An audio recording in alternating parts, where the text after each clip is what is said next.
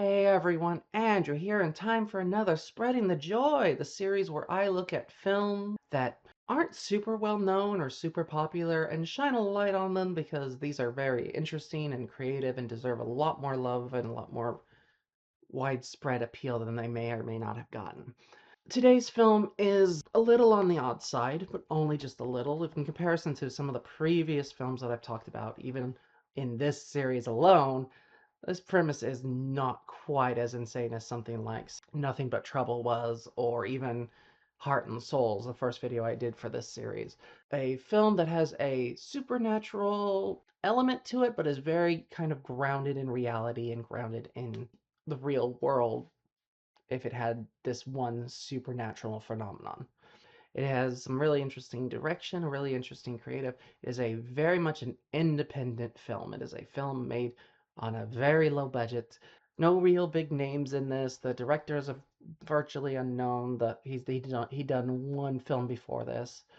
The cast are all fairly unknowns as well. The biggest name in this cast wise is Mark Feuerstein, who is most known for appearances in Sex and the City and his TV show Royal Pains, which I loved him in Royal Pains. Royal Pains was a really great show, especially those first 2 or 3 seasons. Also did the 9JKL, which was one of the few sitcoms that I actually did try to watch, and I couldn't even finish the first episode because not for me. It's just about a guy who lives next to his parents and they are annoying. Like this, yeah, it was not for me. But yeah, that's like the biggest named actor in this one. Like the biggest name in the entire production is the person who wrote the script, and he leads to his own level of controversy based off who he is. And we will talk about him at the end of the video. I don't want that who wrote it to affect the way any of you take this so far. But the film in question today is 2014's In Your Eyes, which, yes, immediately makes you think of Say Anything. In your eyes. A really creative, really interesting paranormal romance. It is a film that I never heard of, and I don't know how many people ever really did hear of it because it never got a theatrical release. It did show up at like the Tribeca Film Festival in like 2014, but then it went straight out to self-distribution, straight to DVD. And it is a film that, while probably wouldn't have done super well theatrically, I think would have a bigger cult following and a bigger group of people if just more people had heard about it and more people got to know about it. Because the film is extremely interesting and extremely well done.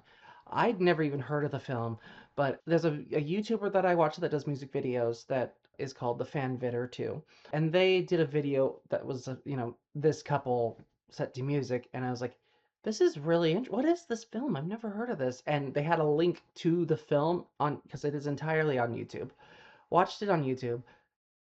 Absolutely amazing. Really loved it. Really just was blown away by how well executed and interesting they managed to take this premise on such a low budget and with a relatively unknown cast, but they managed to make this really creative, interesting film.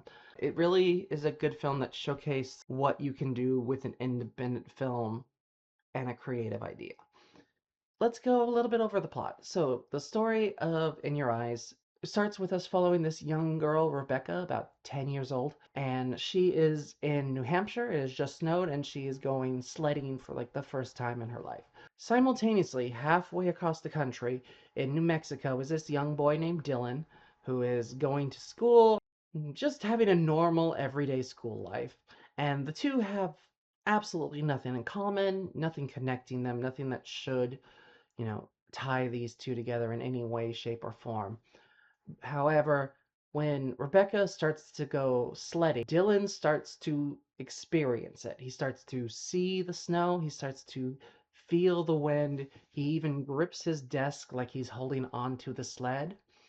And then Rebecca's sled goes out of control and ends up crashing into a tree and knocks her out. And Dylan is thrown from his desk onto the ground unconscious. 20 years go by.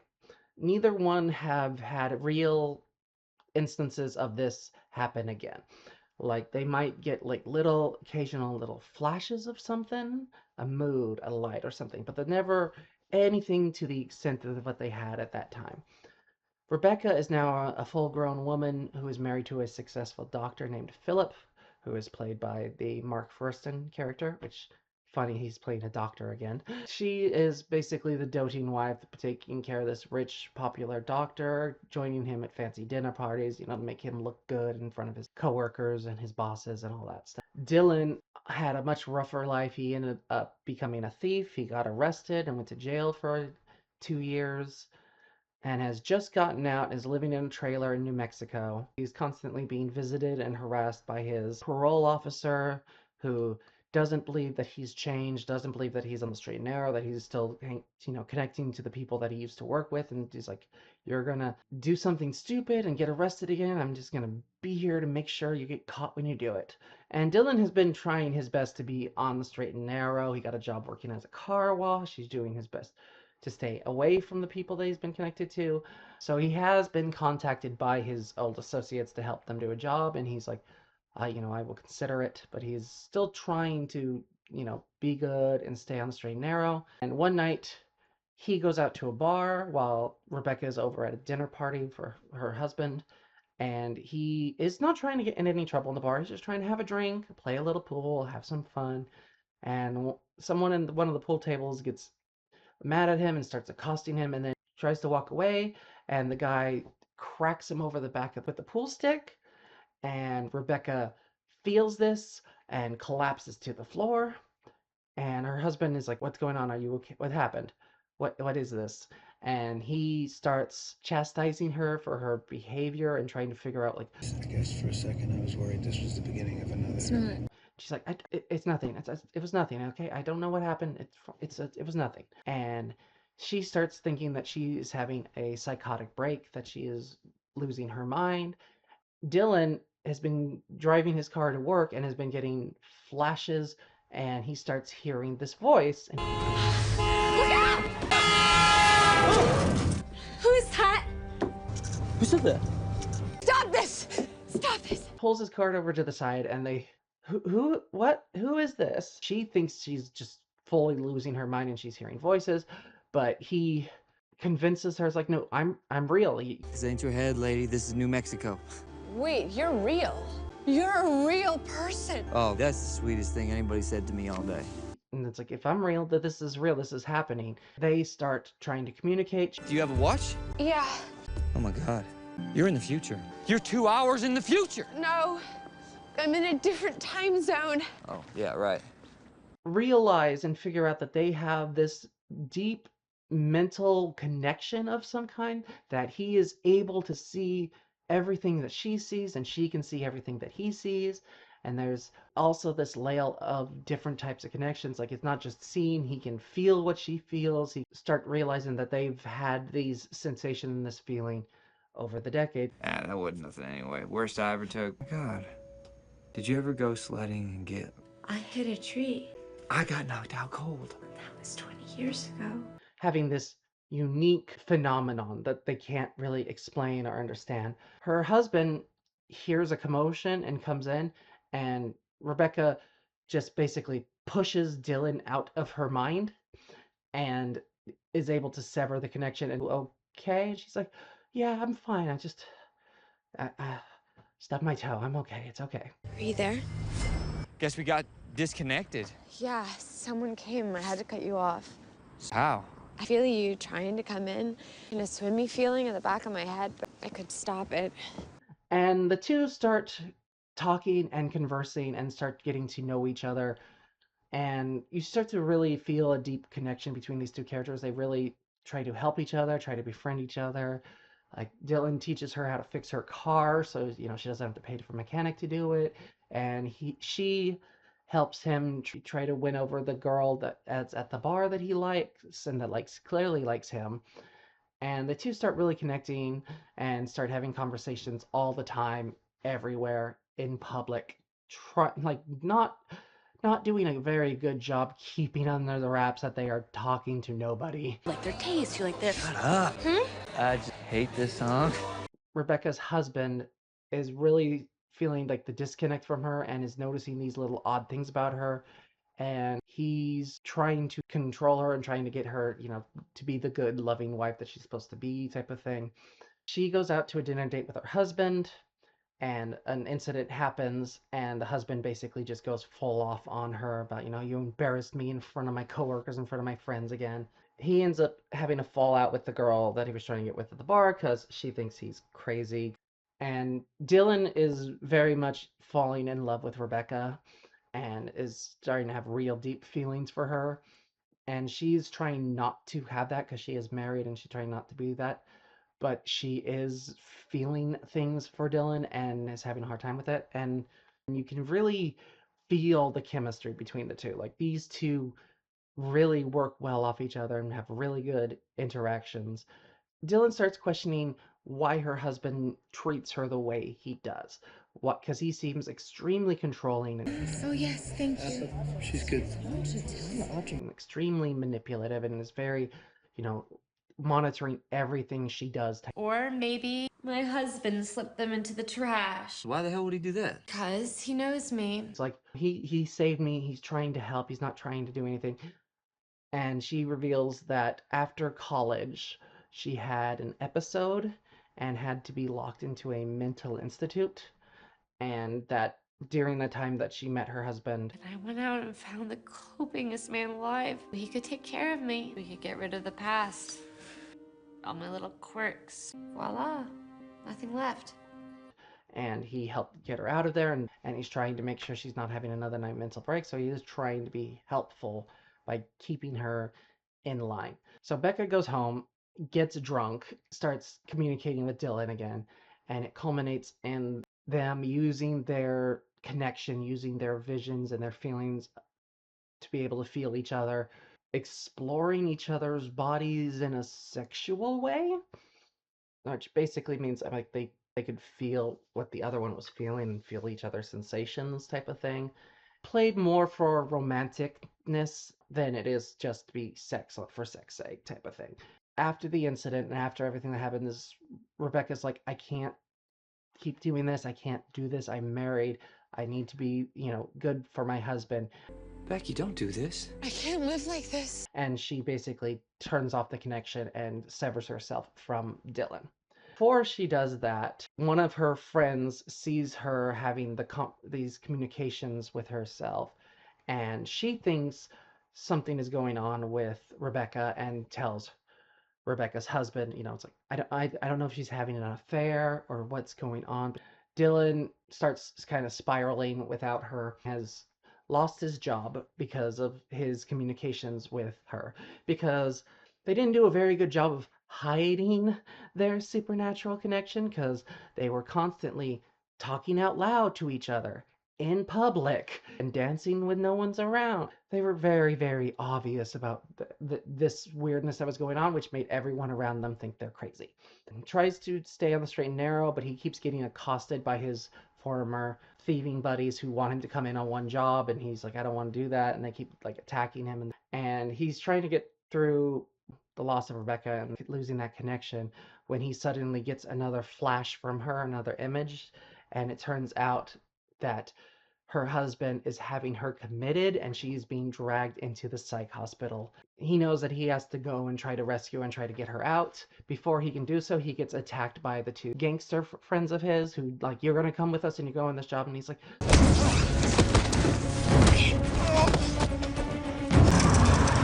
drives away, gets to the airport, hops on a plane. Which, how did he, with the inability to leave the state, manage to get on the plane? He gets to New Hampshire. He can't rent a car, but he steals a car, and he uses his connection to her to teach her how to pick a lock, and she uses it to break out of her holding room, and she starts heading towards the front door. And her husband spots her and tries to stop her, and she just turns and decks him in the face, makes it out into the woods with the orderlies chasing her.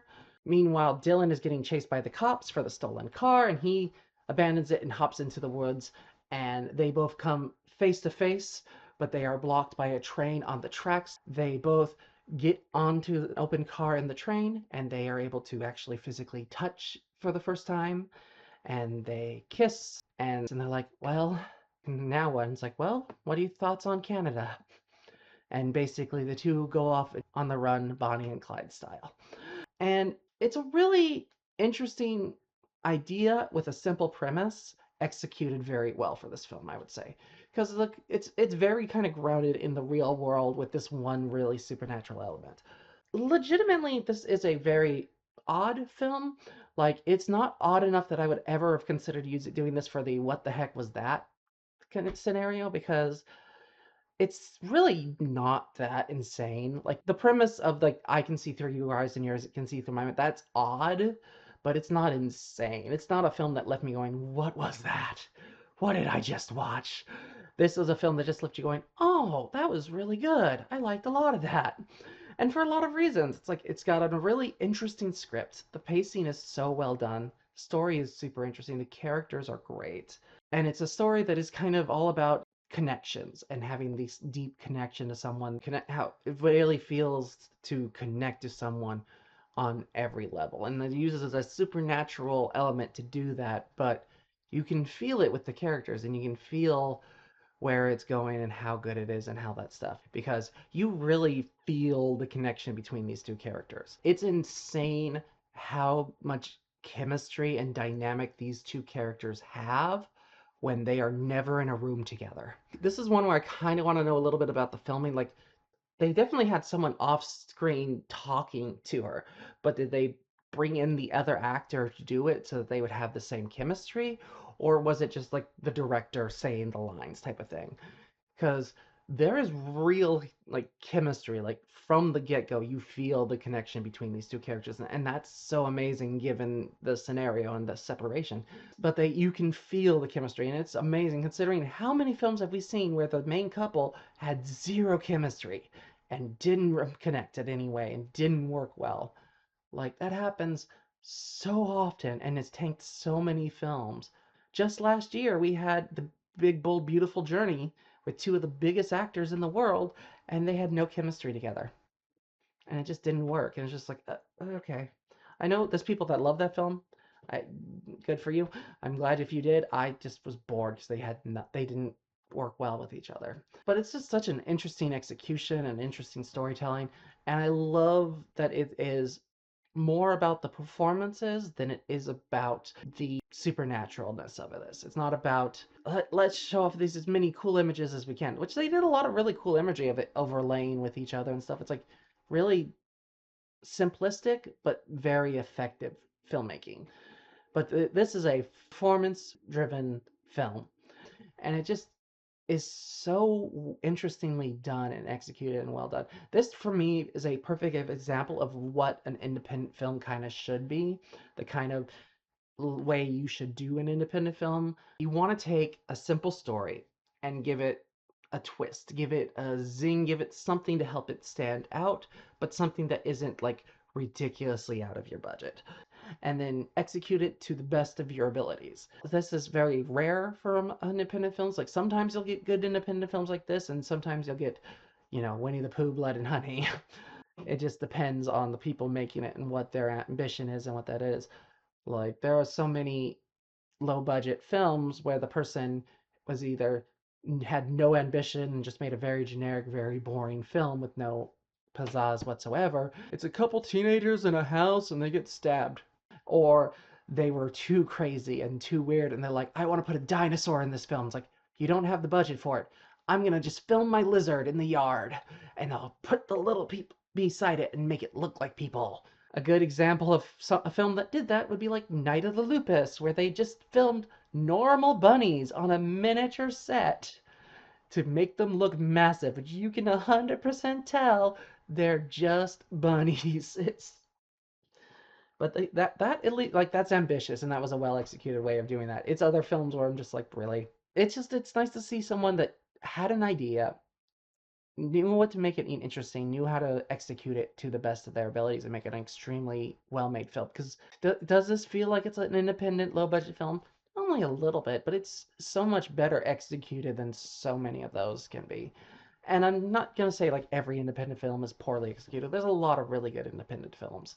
I've just been stuck watching a lot of really bad ones lately, and it's tainted some of them for me a little bit. But one of my little nitpicks with the film, and one of the little things where I'm just like, really, is they communicated with each other through physically talking. This, of course, led everyone to seeing them as crazy and everyone looking at them.